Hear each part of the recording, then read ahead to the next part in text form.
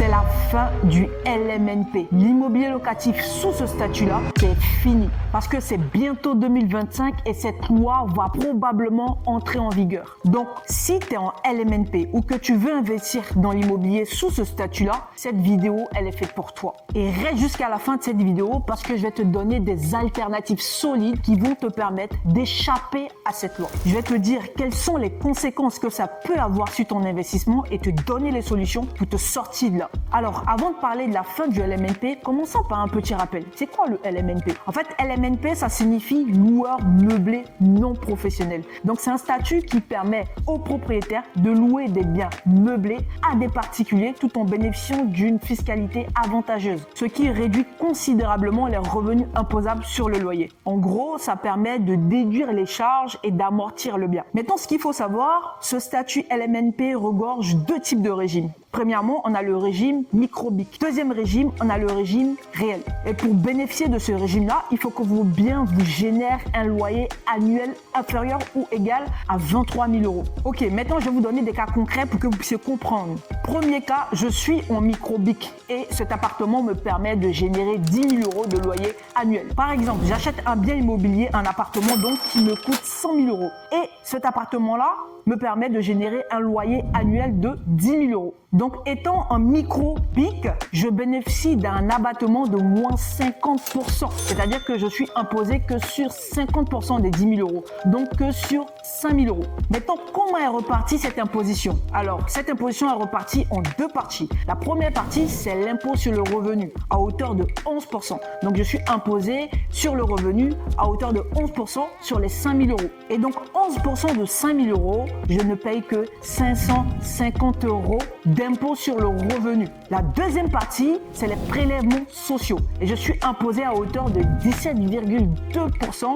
de prélèvements sociaux sur les 5 000 euros. Et donc 17,2% de 5 000 euros, ça me fait 860 euros. Et donc, en tout, ça me fait une imposition totale de 1 410 euros à payer. Maintenant, prenons le cas numéro 2 du régime réel. Franchement, ça, c'est la cerise sur le gâteau. Parce qu'avec ce régime-là, on va pouvoir déduire toutes les charges du bien et également tous les amortissements du bien. Donc, avec ce régime-là, on va pouvoir déduire du loyer annuel de 10 000 euros la taxe foncière, les intérêts du bien, l'amortissement du bien et l'amortissement des meubles. Donc, on va pouvoir déduire de ces 10 000 euros les 8 500 euros. Donc, si on fait 10 000 euros moins 8 500 euros, ça nous fait un total de 1 500 euros. Ce qui veut dire qu'on sera imposé que sur 1 500 euros. Et pareil ici, on a deux types d'imposition. On a l'impôt sur le revenu à hauteur de 11% et on a les prélèvements sociaux à hauteur de 17,2%. Et donc, quand on déduit tout ça,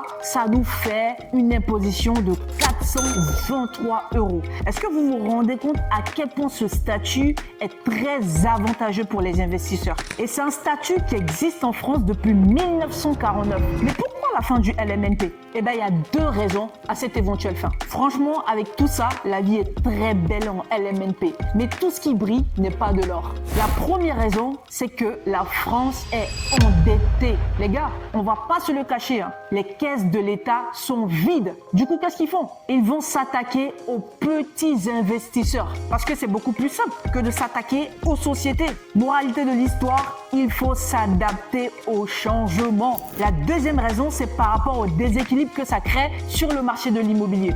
Beaucoup de gens estiment que le LMNP encourage trop la location meublée en courte durée, du type Airbnb, au détriment de la location longue durée. Et donc, pour éviter de se retrouver comme à Barcelone, où la population locale peine à se loger parce que les propriétaires préfèrent tout simplement louer leurs biens meublés en courte durée aux touristes, l'État français préfère protéger sa population locale et donc faire en sorte que les biens ne soient loués qu'en longue durée. Et donc, ce déséquilibre-là pousse l'État à réfléchir à une nouvelle réforme. Et donc, l'option qui est sur la table actuellement, c'est tout simplement de supprimer ce statut LMNP et qu'on n'entende plus parler. Mais ce que l'État oublie, c'est que cette décision peut avoir des conséquences graves sur ton investissement. Et je vais te dire quelles conséquences ça va avoir sur ton investissement. Mais avant d'aller plus loin, si tu n'es pas encore abonné à cette chaîne, abonne-toi dès maintenant pour ne rien rater. Parce que dans cette chaîne, je vais te partager un maximum de valeur et un maximum de connaissances pour t'aider toi aussi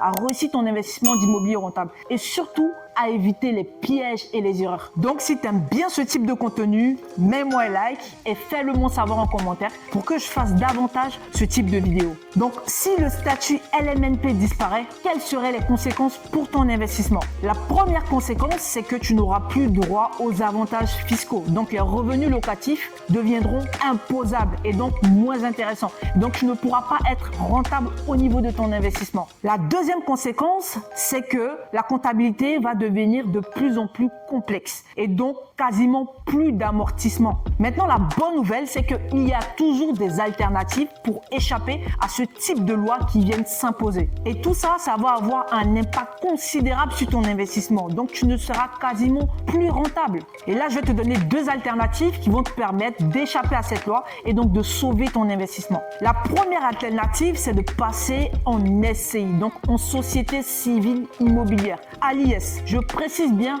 à l'IS, donc à l'impôt sur les sociétés.